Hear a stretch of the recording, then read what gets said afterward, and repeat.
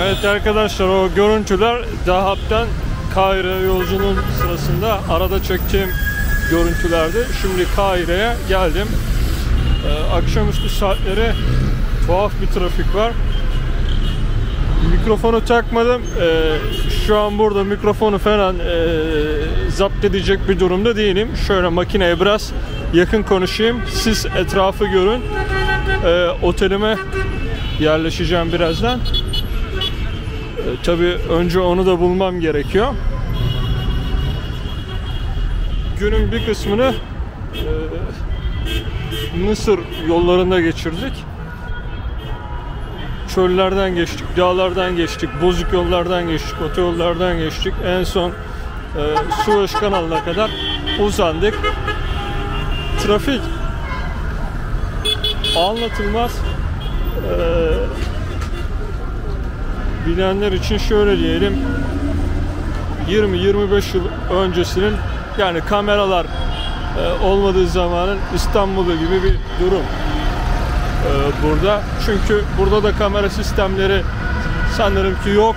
Onun için herkes makas atıyor, kornaya basıyor, sağdan giriyor, soldan çıkıyor. İlk izlenimim böyle. Şimdi otele bulayım, otele yerleşeyim.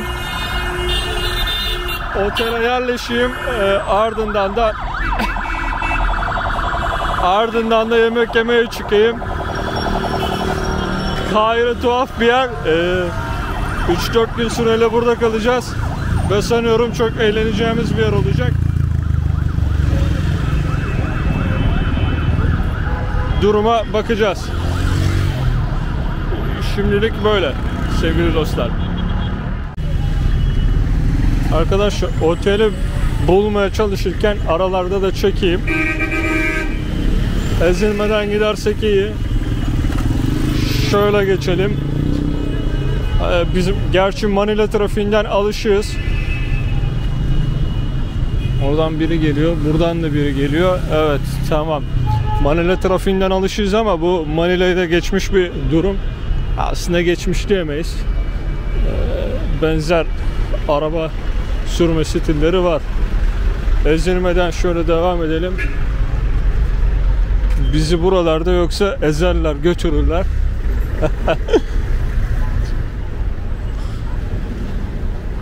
Çok saat geç değil. Burada 6'yı çeyrek geçiyor şu an. Güneş yeni battı sayılır. Türkiye'de de 7 çeyrek olacak. Evet.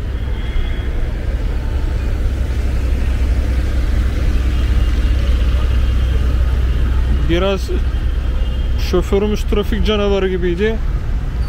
Sürekli makas atıp duruyor. Ama bu trafikte de başka türlü sanırım onun da yapabileceği bir şey yok. Şimdilik böyle diyelim. Otel kısmını hostel olarak bu sefer tercih ettim. Çünkü Kahire'de çok fazla dışarıda kalacağım. Dışarıda kalacağım için sadece uyumaya döneceğimden dolayı hostel baktım. Memnun kalırsam hostelde kalacağım. Kalmazsam otele geçeceğim. Ama muhtemelen hostel bizim işimizi burada görecektir. Abi bu araya faytonlar falan da, atlar da var. Allah'ım. Evet, bakalım şimdi. Biz yerimizi bulursak iyi. Kapkaççılara kurban gitmeyelim buralarda. Başka bir şey değil.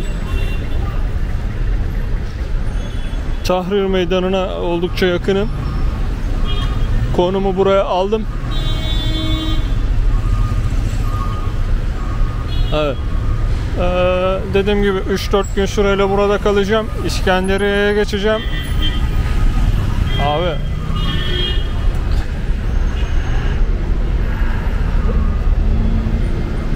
burada yani yürümek bile şu an problem. Ama Ama insanlar alışmışlar, yani yapacakları bir şey yok. Bakın oradan hem de bir Vespa geldi. Şimdi buradan inmemiz lazım. Evet.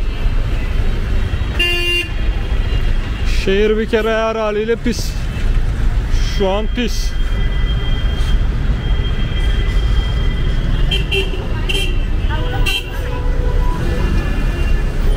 Evet, bu trafiği anlamış bulunuyoruz.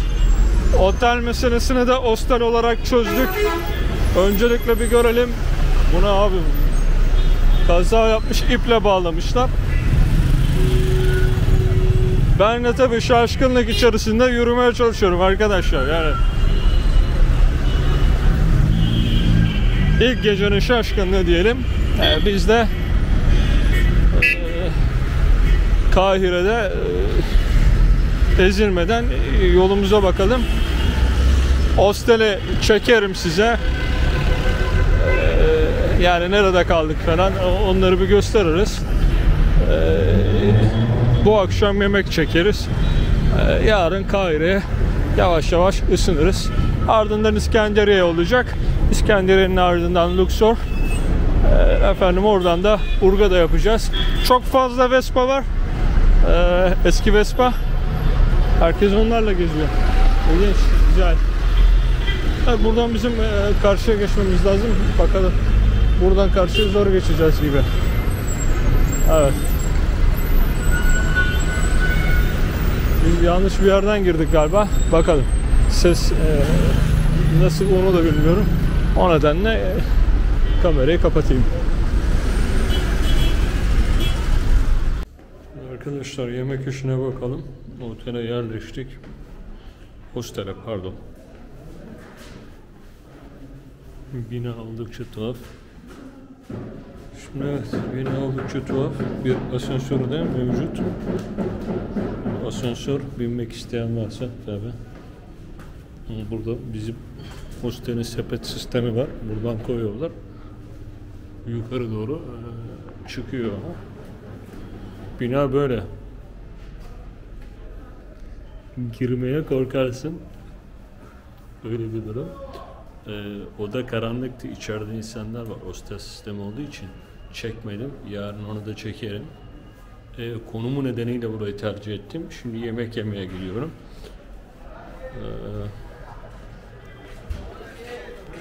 Sokağa çıkınca o kadar da korkmuş değil. Evet. Şimdi ilerleyelim böyle. Bakalım.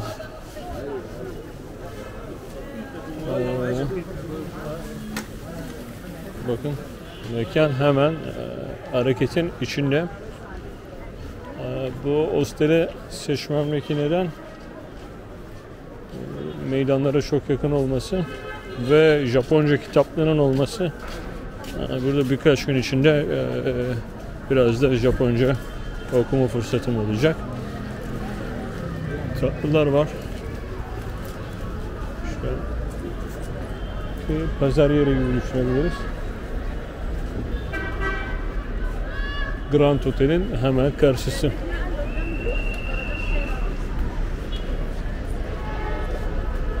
Şimdi biz kendi yemek durumumuza bakalım arkadaşlar. Acıktık. Havavşi yemeğe gidiyorum. Mısır'ın meşhur bir yemeği. Biz de onu yiyelim. Zaten burada en meşhurlarından biri. Bu bize yakın bir yerde. Onu yedikten sonra Nil kenarında biraz şöyle gezer, uyumaya geri döneriz. Hadi bakalım başımıza bu geceden neler gelecek. Bu bölüm 1 olacak. Kahire için piramitler ayrı, diğeri ayrı 2 ya da 3 bölüm çıkarmayı düşünüyorum. Bakın bu da bir geliş hikayesi. Bundan bir yaparız. Bir günde gündüz gece yaparız. 3. bölümde piramitler yaparız. Buradan 3 bölüm video serisi yapabiliriz. Ben şimdi montla biraz geziyorum. Aslında hava o kadar da şey değil, yani soğuk değil. Ama denize falan girdiğim için öyle. Çekirdek satıyorlar. İlginç, tuhaf. Bizim Türk milletine benziyor çoğu. Arabalar da öyle. Şahin Doğan dolu.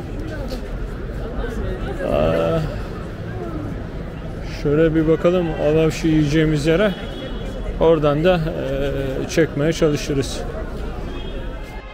Evet arkadaşlar, kısa bir aranın ardından birlikteyiz. Kısa bir ara derken daha ilk geceden olaylara karışmaya başladık bile. Yemek yiyecektim. Henüz yemek yiyemedim. Saat 10'u geçti. Şöyle bir problemle karşılaştık. İş Bankası kartımı Ulusal Banka'nın ATM'sine taktım. Para çektim. Parayı vermiş gibi yaptı.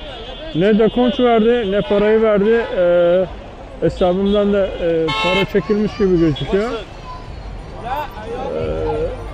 Ama tabii ben o parayı alamadım. İş Bankası'na ulaşmaya çalıştım. O da pek mümkün değil. Uluslararası aramada işte yok telefona gelen onayı tıklayın, oraya tuşlayın, buraya tuşlayın derken o da karışık bir durum oldu. En sonunda mail attım, çözdüm. Başka bankadan para çektim, oradan alabildim. O arada onlarla uğraşırken ya bırak bu yemek işini de Nil Nehri'ne git dedim. Öyle bir durumun içine girdik. Bakın işte kaldırımdan ayrıldık. Nereye girdiğimiz belli değil. İnsanlar böyle sel gibi. Başa bela, her yerden korna sesi gelen tuhaf bir yer. Yemek işini henüz çözemedik. Birazdan bakacağım. Banka problemini atlatmaya çalıştık. Artık ben maili attım. Konu bankada.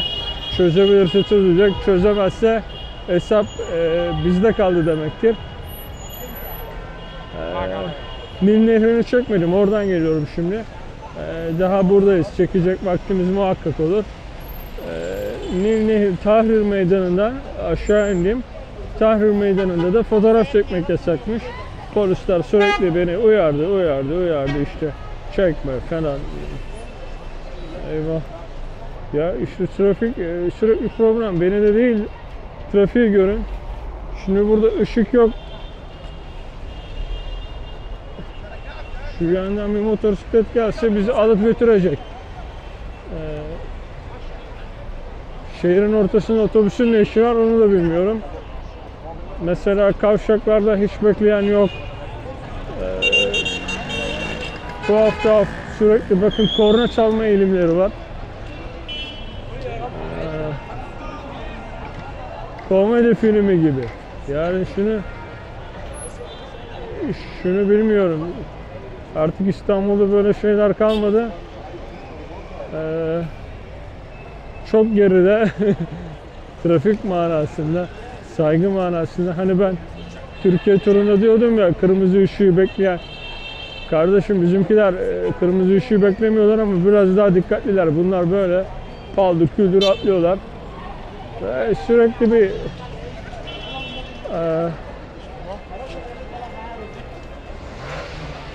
korna kullanımı var.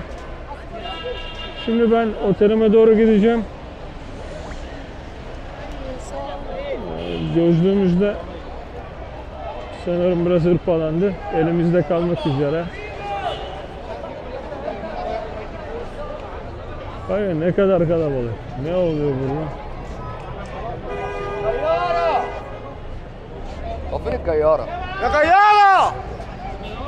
Bağıranlar, çağıranlar, efendim her çeşit insan var. Ne? Burası dün akşamki tavukçu gibi bir restoran sanıyorum. Orası paket olmuş. Ara sokaklarda halen canlı. Saat 10'u geçti. Hala her şey canlı. Bir de çok fazla dilenci var. Dilencinin yanı sıra az önce de biri işte saat sordu. Saat kaç? Ben İngilizce cevap verince İngilizce biliyor musun, nerelisin dedi. Türk'üm dedim. Türk'üm deyince işine karıştı.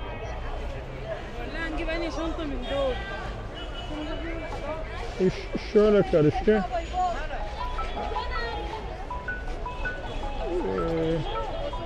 Telefon çalıyor, ona bir bakayım. Evet, ne diyorduk? Ne dediğimi ben de unuttum. Akıl sağlığımı yitirmek üzereyim her yerden. Korna ve trafik sesi. Alo. Zorlandım mı? Bu şehirde zorlanmadım ama tuhaf şeyler, özellikle bankamatik hikayesi bir tuhaf. Kaldığım yere yakın yine geri döndüm. Nil Nehri'ni görüp. Şimdi meşhur bir yemek, Havashi, onu arayacağız. Bulabilirsek tabii, inşallah buluruz. Şuralara bir bakalım. Evet. Şuradan atlamamız lazım. Bir açık yerde bırakmamışlar yani. Havashi inşallah bir şuralarda bir yerde olması lazım. Burası mı acaba? Excuse me. Havashi Shalabi. This way, right? Okay, thank you.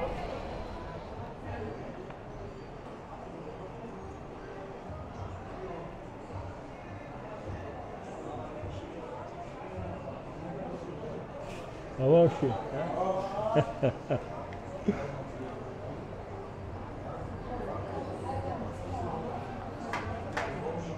O şey biz yiyelim burada.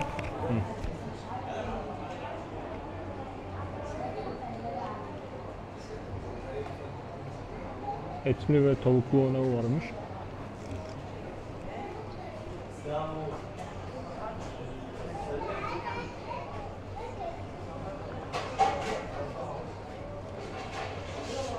Burası meşhur ya.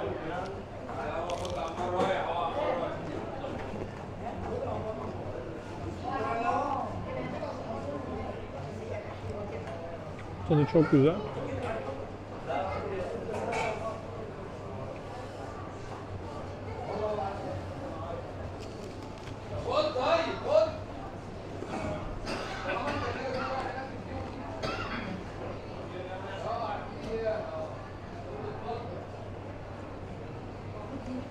Bizdeki lahmacuna benziyor.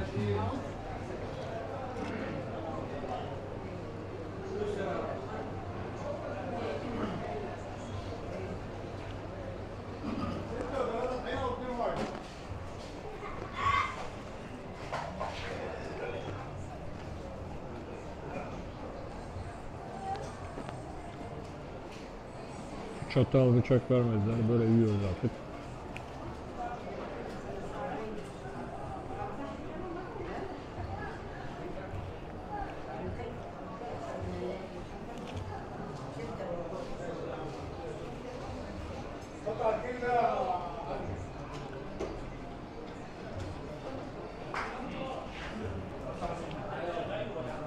Hafif yağlı, böyle Karadeniz pidesine yakın.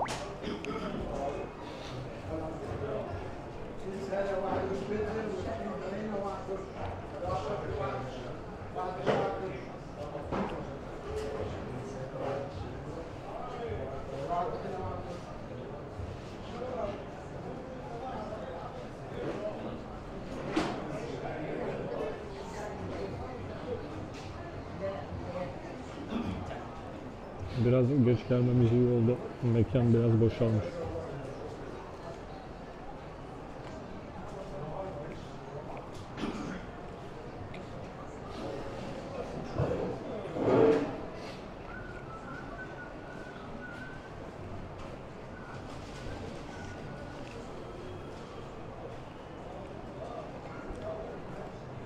Bizdeki turşu, çatal yok.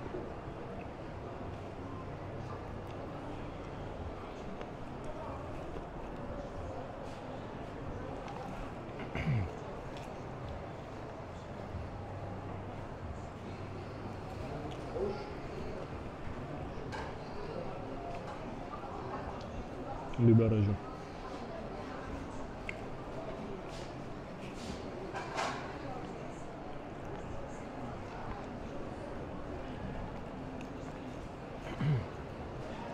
Kaç gün buradayız. Tavuklusunu da deneriz.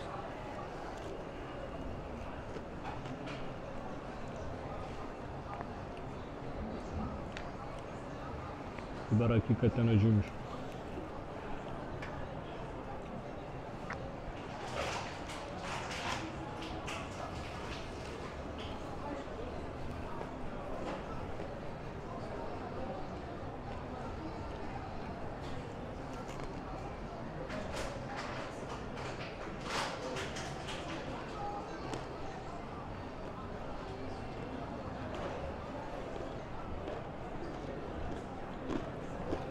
Kıtır hamur için şöyle göstereyim.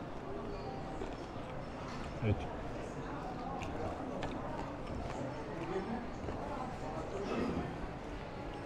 Kahire'ye gelirseniz muhakkak deneyin. Avavşi Şalabi. Kime sorsanız gösteriyor. Şubeleri de var. Ben yemeğe devam edeyim. Bunu burada kapatalım. Şimdi yemeği yedik. Yaklaşık 45 pound aldılar. Bu da çok ucuz.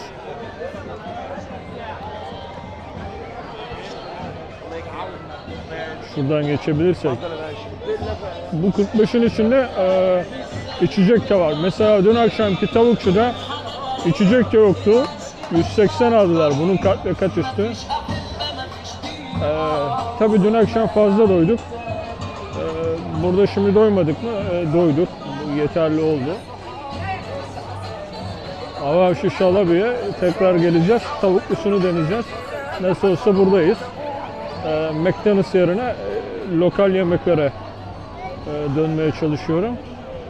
Onları da tanıtmaya çalışıyorum. Kamera açısını biraz ayarlayamamış olabilirim.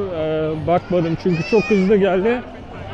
Ben de onu soğutmamak adına çok hızlı hemen açtım ve yedim. Öyle oldu. Güzeldi. Bu akşamın özeti, ATM'de bir sıkıntı yaşadık. İş Bankası bakalım paramızı geri verir.